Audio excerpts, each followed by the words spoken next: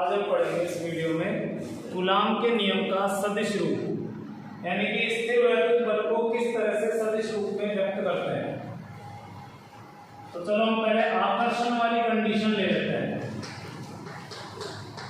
आकर्षण बल के लिए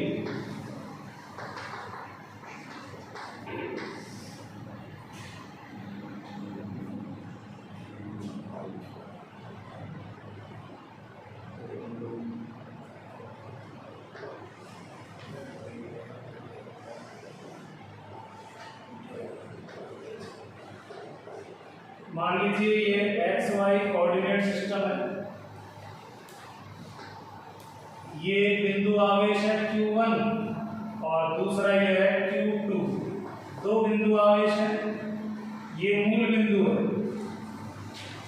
मूल बिंदु से इन दोनों को मिला देते हैं। Q1 का स्थिति सदिश R1 और Q2 का स्थिति सदिश R2। स्थिति सदिश होता है जो मूल बिंदु से मिलाता है वो सदिश। इन दोनों को आपस में मिला देते हैं।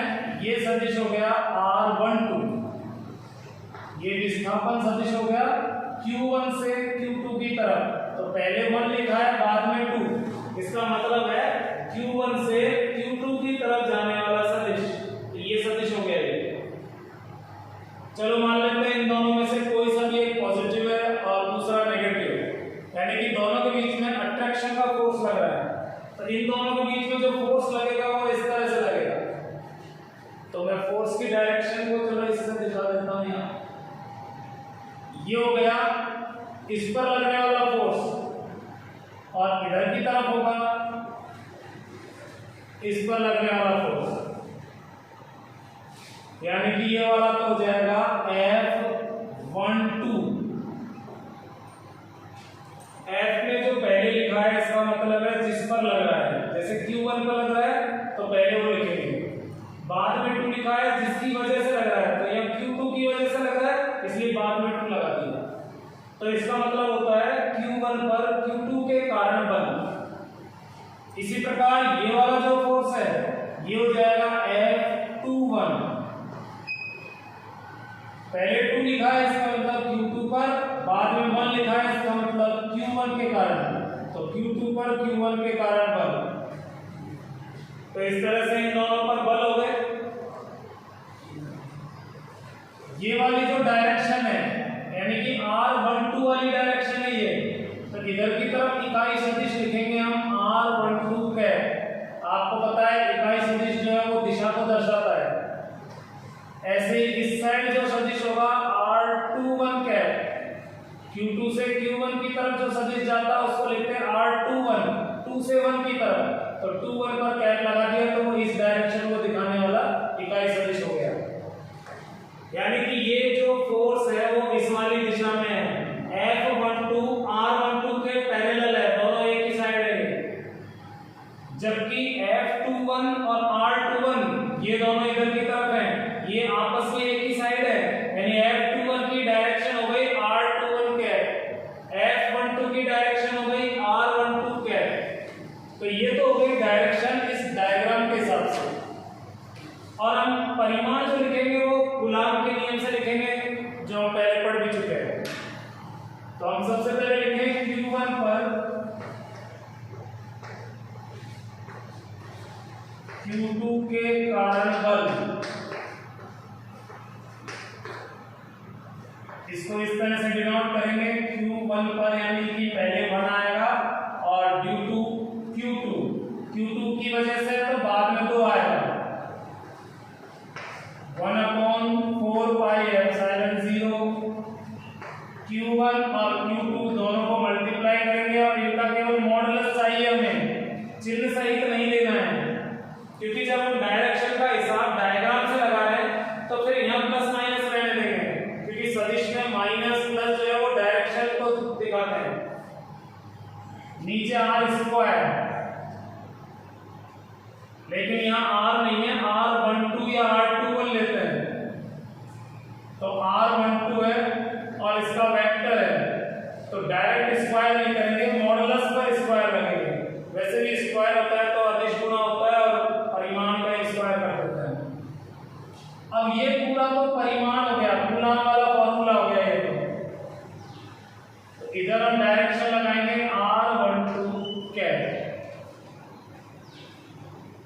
यानी यहाँ 1 2 है तो यहाँ भी 1 2 लेंगे और इन दोनों को तो सेम रखना है। हालांकि यहाँ 1 2 या 2 1 ले सकते हैं क्योंकि ये तो मॉडुलस है, यहाँ तो डायरेक्शन बची ही नहीं, तो कोई फर्क नहीं पड़ता, वो तो R12 हो चाहे R21 मैग्नीट्यूड तो बराबर होगा। लेकिन ये दोनों सेम रखेंगे तो इसको हम आगे यूज कर सकते हैं दूसरी तरह से। इसको इस तरह से लिख सकते हैं 4 pi epsilon 0 Q1 Q2 modulus R12 modulus Q और R12 वेक्टर, क्योंकि ये फॉर्मूला होता है किसी भी यूनिट वेक्टर के लिए उसके वेक्टर में उसके मॉडुलस से डिवाइड कर दो, भाग दे दो उसका। ये सदिश, ये परिमाण, ये बन गया इकाई सदिश, तो मैंने इसकी जगह यहां से ये दोनों रख दिए, तो R12 ये हो गया, नीचे जो मॉडुलस है वो इसके जैसा ही तो है, तो इसी में मल्टीप्लाई कर दिया यानी कि क्यूब बना दिया। तो इसको हम ऐसे भी लिख सकते हैं। तो लिखने के फॉर्मेट तो और भी है लेकिन वो तो वेक्टर हो गए, हमें सिर्फ एक ही फॉर्मेट एनफ है, हमें इतना ही पर्याप्त है। तो ये मैंने आपको बता दिया है कैसे होता है, लेकिन जरूरत नहीं है इतना लिखने की। अगर आपसे क्वेश्चन पूछे तो आप इतना लिख सकते हो बस। इसी प्रकार Q2 पर Q1 के कारण बल, इस वाले पर बल Q2 पर वो हमने माना है F21, पहले 2 लिखा है इसका मतलब Q2 पर, बाद में 1 आएगा इसका मतलब Q1 के कारण। वेक्टर हो गया 4 pi epsilon 0 Q1 Q2 modulus, ये तो परिमाण है तो इनको क्रम आगे पीछे कर लो, कोई फर्क नहीं पड़ेगा। इधर यहाँ 1 2 लिखना है या 2 1 हम उसकी कॉपी करेंगे इकाई सदिश की। पहले आप डायग्राम में देखो F21 जो है वो इस वाली डायरेक्शन में है 21 में, तो R21 क्या है, तो यहाँ 21 है तो यहाँ भी 21 लिख देंगे। तो यहाँ 1 2 है तो यहाँ भी 1 2, यहाँ भी 1 2, यहाँ 21 है तो यहाँ भी 21, यहाँ भी 21। तो सिंपल फॉर्मूला है, जब अट्रैक्शनल फोर्स हो, दोनों फोर्स आकर्षण है परस्पर एक दूसरे की तरफ आ रहे हैं, तो ये सेम रहेंगे क्रम, इधर 1 2 है तो उधर 1 2 रहेगा। प्रतिकर्षण के लिए क्या होगा,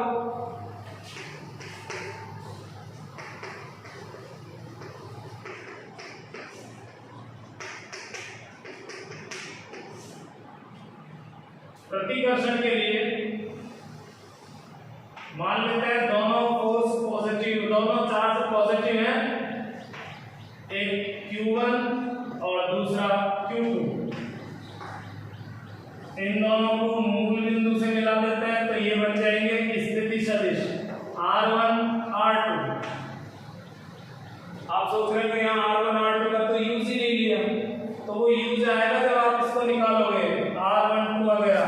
R12 होता है R2 माइनस R1, उसमें जरूरत पड़ती है, इसमें फिलहाल हमें इतना ही लिखना है, इसमें जरूरत नहीं है, इसको डिफरेंट फॉर्मेट में लिखने से कुछ नहीं होगा। ये इनके बीच में हो गया R12, वेक्टर इधर लगाएंगे क्योंकि 1 2 लिखा है मैंने, मैं फिर से डायरेक्शन लिख देता हूँ। R12 कैप तो हो जाएगी ये डायरेक्शन इधर वाली 1 से 2 की तरफ, और ये वाली डायरेक्शन हो जाएगी R21 कैप 2 से 1 की तरफ। हाँ R12 माइनस भी लिख सकते हैं, माइनस से भी डायरेक्शन बदल जाती है। इन दोनों में अगर प्रतिकर्षण लग रहा है तो ये दोनों एक दूसरे से दूर हटेंगे, तो मैं फोर्स को एक को तो इधर शो करूंगा और दूसरे को इधर, क्योंकि प्रतिकर्षण का मतलब है एक दूसरे से दूर हटेंगे, तो इसी लाइन पर आउटवर्ड हो जाएंगे। ये हो जाएगा F12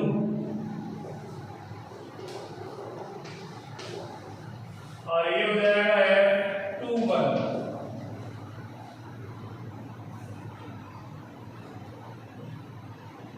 इस बार जो 1 2 वाली डायरेक्शन है वो 1 2 से मैच नहीं हो रही है, F12 इधर है तो ये R21 की डायरेक्शन में है, ये दोनों से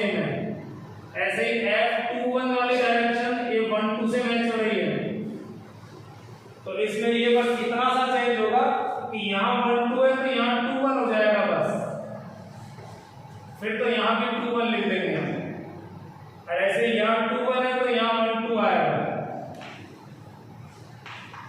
अब ये फॉर्मूला इस चित्र के लिए हो गया, मैंने उसमें चेंज कर दिया क्योंकि देखो F12 है, F12 R12 वाली डायरेक्शन ये एरो नीचे है तो R21 है ये, तो R21 ये है, तो ये दोनों मैच हो रहे हैं यानी कि अपोजिट आएगा यहाँ, इसको तो इसके जैसा लिखना है।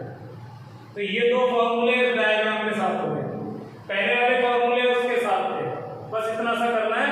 ये हो गया सदिश रूप में तुलना का नियम, स्थिर वैद्युत बल का फॉर्मूला। हालांकि हम क्वेश्चन वगैरह करेंगे तो सिंपल डायग्राम के हिसाब से देखेंगे, वेक्टर का जो बेसिक हमारा कॉन्सेप्ट है उसका यूज करेंगे।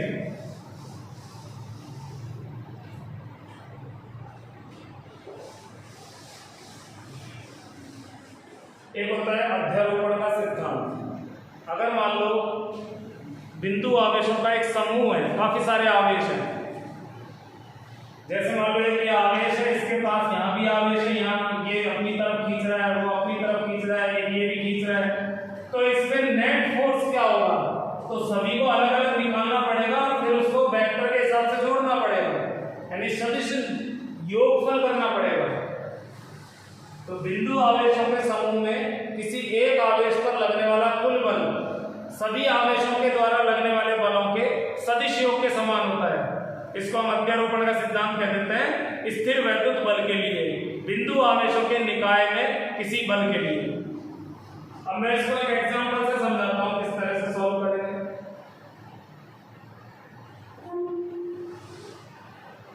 क्वेश्चन ये है कि एक ट्रायंगल है, त्रिभुज है, समबाहु त्रिभुज है, यानी तीनों भुजाएं बराबर है। इसकी भुजा हम मान लेते हैं 3 सेंटीमीटर। ये पॉइंट ए, ये बी और ये सी। पॉइंट ए पर चार्ज पॉजिटिव है 2 माइक्रोकूलम, यहाँ पर जो चार्ज है वो भी पॉजिटिव है 2 माइक्रोकूलम, और यहाँ पर जो चार्ज है वो भी है 2 माइक्रोकूलम। तो तीनों चार्ज सेम ले लेते हैं, कैलकुलेशन इजी रहेगी। क्वेश्चन में ये निकालना है आपको बिंदु सी पर रखे आवेश पर टोटल फोर्स।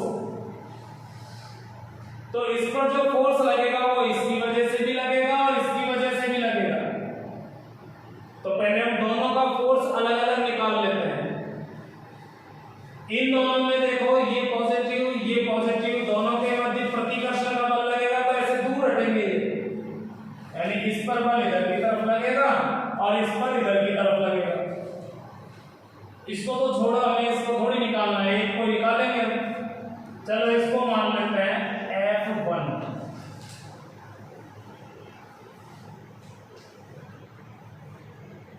मैंने F1 मान लिया, F डैश, F कुछ भी मान सकते हो, कोई इश्यू नहीं है। इस बल का मान निकालते हैं F1 का मान। तो ये जो बल है ये इन दोनों के बीच का बल है 1/4 पाई एप्सिलॉन नॉट। दोनों आवेश Q है तो Q इंटू Q हो जाएगा, और इनके बीच की जो दूरी है L, इसका स्क्वायर। बस अदिश रूप में ही लेंगे हम, आप सदिश रूप में फॉर्मूला लिखोगे तो कॉम्प्लिकेटेड होगा, हम डायग्राम से कर लेंगे। हम तो केवल परिमाण निकाल लेते हैं, तो यहाँ वेक्टर नहीं लगाया मैंने। इसको सॉल्व करते हैं, ये हो जाएगा 9 गुना 10 की घात 9। Q और Q दोनों सेम है तो Q स्क्वायर ही हो गया। Q की वैल्यू है 2 माइक्रोकूलम। माइक्रो का मतलब होता है 10 की घात -6। आपको ऐसा ही पद्धति में बदलना पड़ेगा, माइक्रो हटाना पड़ेगा। तो -6, इसकी वैल्यू और इसकी वैल्यू सेम है तो इसी का स्क्वायर कर देते हैं,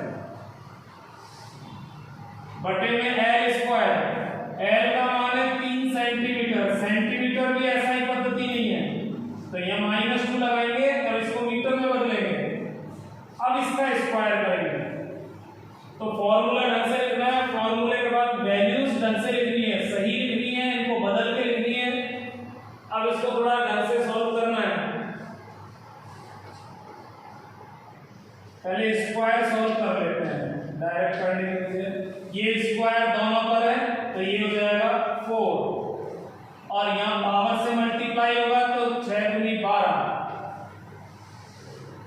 नीचे ये स्क्वायर दोनों पर लगेगा तो ये 3 3 9 और ये 10 की घात -2 की जगह -4।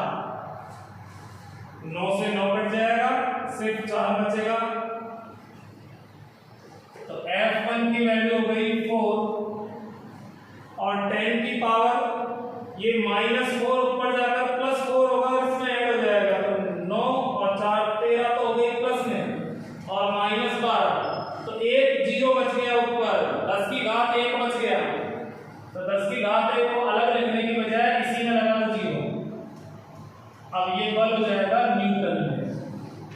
न्यूटन में इसलिए आएगा क्योंकि हमने सारी पद्धतियां ऐसा ही पद्धति ली है तो बल भी ऐसा ही पद्धति में आ जाएगा, यानी कि न्यूटन में आ जाएगा। तो आपको F1 का मान निकाल के दिखाना है अलग से पहले और F1 को डायग्राम में हमने इधर शो कर दिया। तो ये हो गया इस आवेश पर इसकी वजह से बल, क्योंकि ये इन दोनों के बीच में निकाला है। इस पर भी इतना ही लगेगा 40 न्यूटन का इस साइड, लेकिन हमें एक पर जरूरत है, इसी में रख देते हैं। अब हम इन दोनों के लिए लेते हैं, ये दोनों आपस में भी बल लगाएंगे। ये उसके साथ तो प्रतिकर्षण बल लगा ही रहा है, इसके साथ भी लगाएगा तो इन दोनों के बीच में आकर्षण लगेगा। तो इस पर एक इधर की तरफ बल जनरेट होगा, F2 मान लेते हैं इसे। वो बल इस पर भी लगेगा, इसको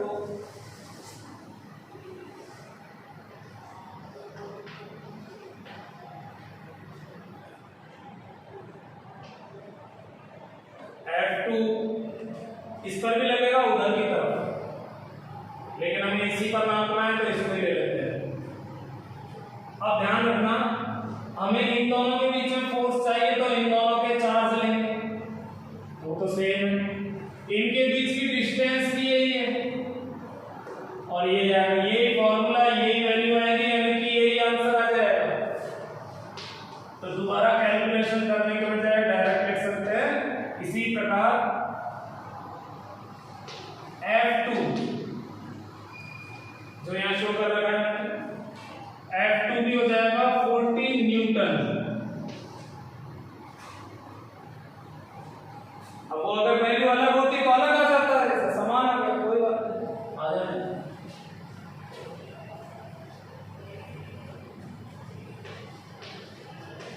इस पर परिणामी बल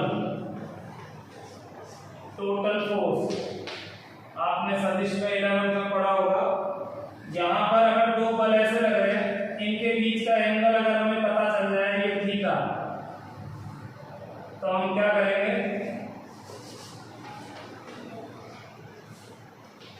इसके पैरेलल एक लाइन खींचेंगे और इसके पैरेलल यहां पर एक समांतर चतुर्भुज बनाएंगे। तो ये बीच वाला विकर्ण ये परिणामी बल हो जाएगा। परिणामी बल को हम F से डिनोट करेंगे, वो ये हो गया परिणामी।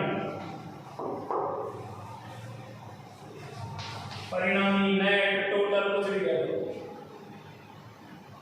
तो इसका परिमाण कितना होगा, तो उसके लिए फॉर्मूला लगेगा F1 square plus F2 square plus 2F1 F2 cos theta. सदिश योगफल के लिए ये फॉर्मूला है। तो यहाँ ये दोनों सदिश हो गए तो दिए हुए हैं उनके मान, दोनों के बीच का एंगल, ये परिणामी हो जाएगा। तो ये फॉर्मूला यूज करना है। F1 की वैल्यू है 40, F2 भी 40, ये दोनों भी 40 हैं और cos के साथ एंगल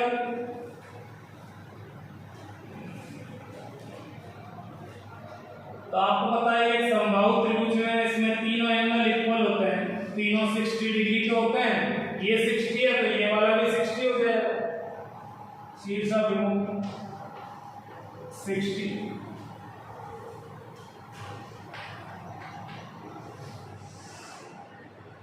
या तो इसके स्क्वायर सॉल्व करो या फिर एक काम करते हैं 40 का स्क्वायर कॉमन ले लेते हैं। इसका स्क्वायर कॉमन लिया 1, इसको कॉमन ले लिया स्क्वायर कोई तो 1। यहाँ ये दोनों स्क्वायर में कभी तो कॉमन आएंगे, यहाँ भी स्क्वायर है तो यहाँ 2 रह जाएगा।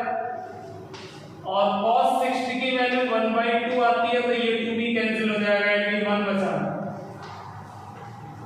यहाँ कंप्लीट स्क्वायर के साथ है तो कंप्लीट इस तरह से बाहर आ जाएगा 1 + 1 + 1 दोनों मल्टीप्लाई डिवाइड होकर 1 हो जाएगा तो √3 न्यूटन।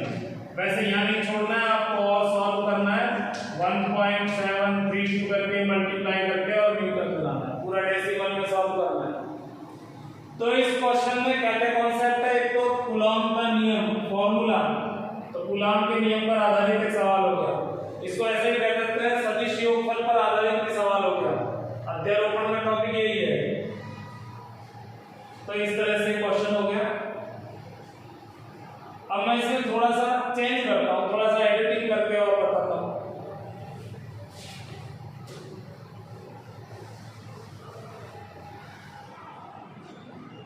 इस बार मान लेते हैं कि ये वाला जो बल है,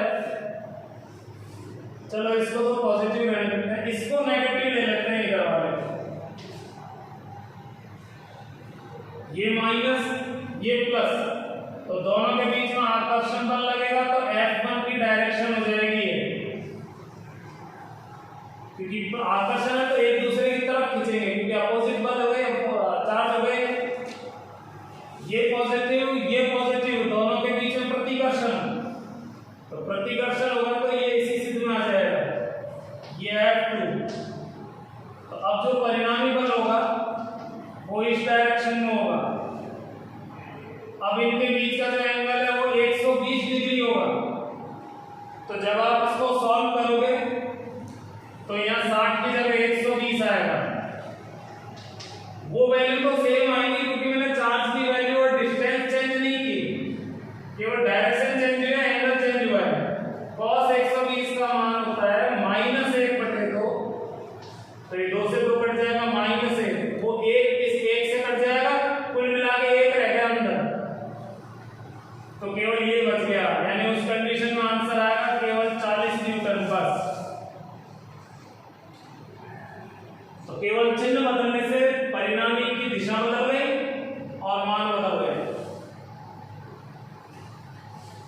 ये माइनस का है और मान लो ये भी माइनस का है, दोनों माइनस के हैं,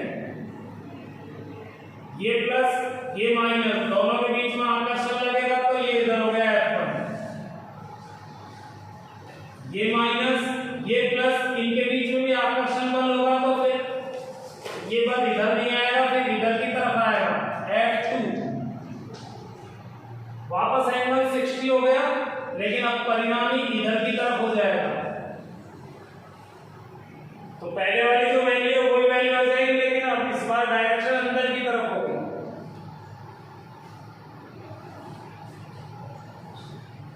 इसमें देखो दोनों में माइनस माइनस प्रतिकर्षण, माइनस प्लस आकर्षण, तो इसमें इधर, चलो मैं इसको अलग से दिखाता हूं।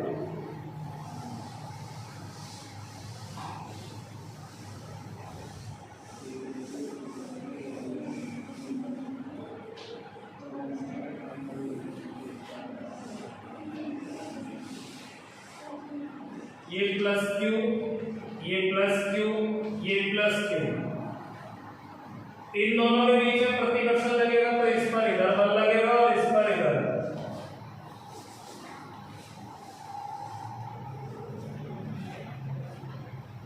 इन दोनों के बीच में प्रतिकर्षण होगा तो इस पर बल इधर लगेगा और इस पर इधर लगेगा, और इन दोनों के बीच में भी प्रतिकर्षण होगा तो इस तरह से लगेगा। यानी कि सारे फोर्स अवे हो गए, एक दूसरे से दूर की तरफ हो गए। इन दोनों का परिणामी इधर हो जाएगा, इन दोनों का परिणामी इधर होगा और इन दोनों का परिणामी इधर होगा। यानी कि तीनों आवेश एक परस्पर दूर हट रहे हैं एक दूसरे से, तो ये निकाय कभी संतुलन में नहीं रह सकता। आप जैसे ही छोड़ोगे ये आवेश दूर हट जाएंगे। चलो तीनों माइनस ले लो तब भी प्रतिकर्षण होगा, तब भी कोई फायदा नहीं है। अगर ये माइनस है और बाकी प्लस है तो देखते हैं क्या कंडीशन बनती है।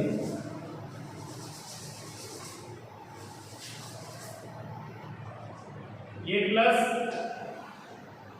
प्लस और इधर ये माइनस, इन दोनों के बीच में आकर्षण लगेगा तो इस आवेश पर इधर की तरफ बल होगा और इस वाले क्योंकि एक माइनस का है दूसरा प्लस का है, परस्पर आकर्षण।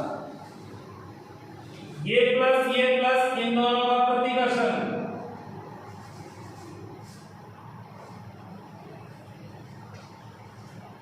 इस पर इधर की तरफ लगेगा, क्योंकि दोनों के बीच में प्रतिकर्षण है तो एक दूसरे से दूर हटेंगे, तो इनको मिलाने वाली लाइन है उसी पर बाहर की तरफ बढ़ जाएंगे। इन दोनों के बीच में आकर्षण होगा, क्योंकि ये प्लस है और ये माइनस है। इस पर फोर्स इधर लगेगा और इस पर फोर्स इधर लगेगा। अब हम एक एक को देखते हैं। इस पर दो बल ये हैं, तो परिणामी जो आएगा वो इधर की तरफ आएगा। परिणामी ये हो गया।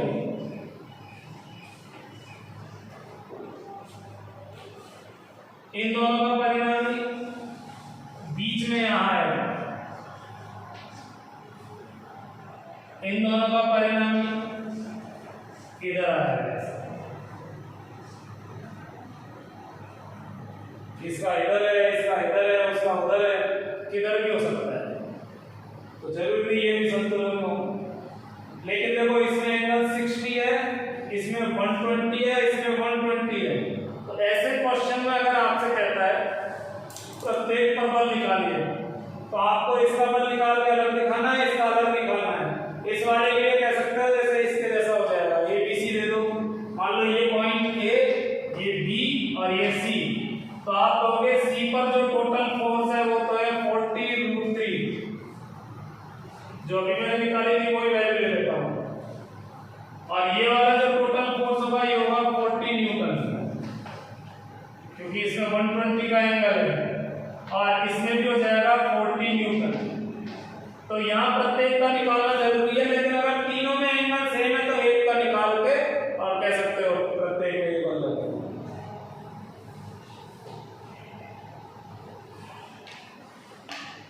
अगर एक ही लाइन पर आवेश है, एक और क्वेश्चन देखते हैं।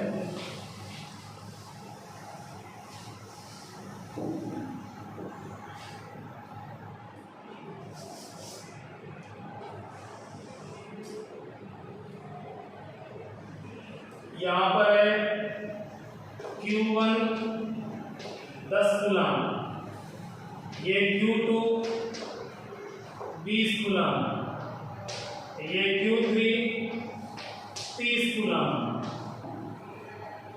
टोटल डिस्टेंस, या चलो ये वाले डिस्टेंस मान लेते हैं 10 मीटर या 1 मीटर ही ले लो, कैलकुलेशन कीजिए। ये डिस्टेंस x, ये हमें पता नहीं है, या चलो मैं इसको 2 मीटर दे देता हूं। अब निकालना है Q2 पर नेट फोर्स, Q2 पर परिणामी बल। तीनों पॉजिटिव हैं, ये दोनों पॉजिटिव हैं, तो इस पर इधर की तरफ बल लगेगा इसकी वजह से, और इस पर इधर लगेगा, लेकिन हमें इस पर ही चाहिए। चलो मान लेते हैं ये वाला बल F1, तो ये इससे प्रतिकर्षित होकर उधर जाएगा। F1 की वैल्यू हो जाएगी K Q1 Q2 upon R²। K वही है 1/4πε0, कोई माध्यम नहीं है तो वैक्यूम मान लो। Q1 की वैल्यू 10, Q2 की वैल्यू 20, और R इन दोनों के बीच की डिस्टेंस है 1 का स्क्वायर।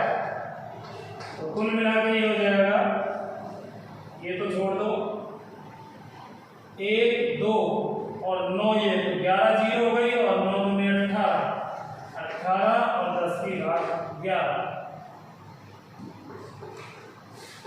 या 1.8 into 10⁻12 ऐसे भी लिख सकते हो। यहाँ दशमलव लेके इस संख्या को छोटा कर दिया तो यहाँ बढ़ा दिया F1। अब इसकी वजह से इस पर जो प्रतिकर्षण लगेगा वो इस साइड होगा, उसको मान लेते हैं F2, क्योंकि दोनों पॉजिटिव हैं तो इस वाले को वो भी धकेलेगा, तो वो F2 हो जाएगा। F2 की वैल्यू फॉर्मूला वही आएगा, लेकिन इस बार Q2 Q3 ये दोनों चार्ज और ये वाली डिस्टेंस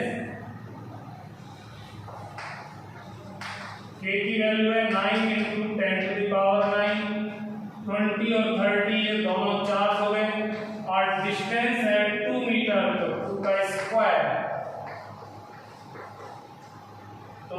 का स्क्वायर 4 होगा, 4 से 5 टाइम्स कटेगा, 5 को इससे मल्टीप्लाई करेंगे तो 150,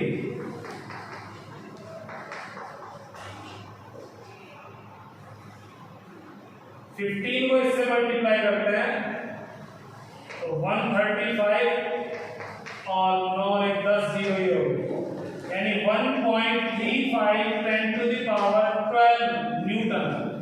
2 जीरो इसलिए बढ़ाइए मैंने डेसिमल को 2 डिजिट लेफ्ट कर दिया। तो अलग अलग फोर्स आ गए, F2 आ गया हमारे पास, F1 आ गया। अब ये दोनों एक ही लाइन पे तो कोई फॉर्मूला नहीं लगाना है, परिणामी बल के लिए दोनों का डिफरेंस निकलेगा। ज्यादा देखो कौन सा है इनमें से, ये वाला, तो F1 में से F2 घटा देंगे तो परिणामी बल हो जाएगा 1.8 10 की घात 12 माइनस 1.35 10 की घात 12, इसमें से इसको घटा दो,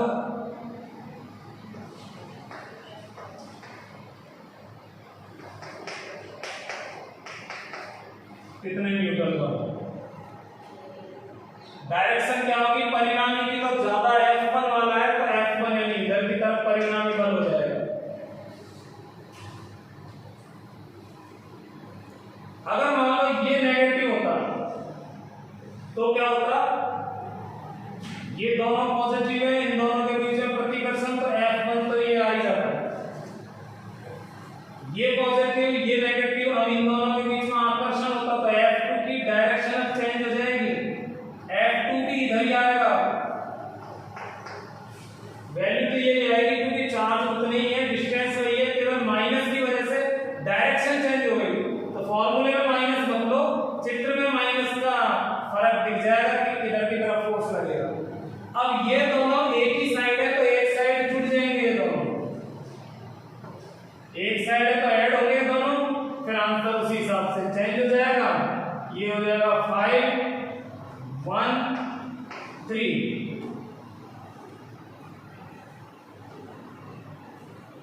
तो जब दो फोर्स एक साइड हो तो डायरेक्ट जोड़ो, विपरीत है तो डिफरेंस निकाल दो, परपेंडिकुलर है तो पाइथागोरस से निकाल दो, और वैसे कोई वैल्यू है 60 वगैरह तो अभी जो बताया था पहले उस फॉर्मूले से निकाल देंगे। तो कंप्लीट वेक्टर का यूज है, जिसने वेक्टर नहीं भी पढ़े तो इतना तो समझ में आ ही गया होगा कि अपने 12th में कितना यूज होना है, तो 12th में वेक्टर का इतना ही यूज होना है। तो ये योगफल वगैरह में आपको यूज करना है, इतना वेक्टर का कॉन्सेप्ट आपको आना भी चाहिए, इसलिए मैंने इस क्वेश्चन के जरिए से थोड़ा वेक्टर का कॉन्सेप्ट डिस्कस कर दिया। तो आज इस चैप्टर में कूलाम का नियम का जो सदिश रूप है और फॉर्मूले वगैरह को वेक्टर फॉर्म में कैसे यूज करना है उस पर आधारित एक कॉन्सेप्ट हो गया कंप्लीट। इस वीडियो में इतना ही, बाय।